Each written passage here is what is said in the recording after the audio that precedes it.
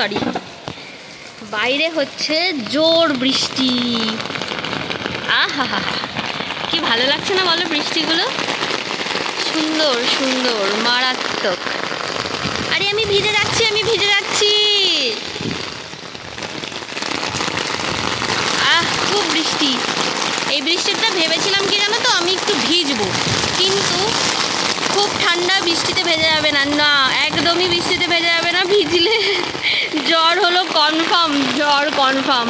তো আমি ছাতা নিয়ে ছাদে এসেছিলাম একটুখানি বৃষ্টিটা এনজয় করতে। আমার বৃষ্টি ভীষণ ভালো লাগে।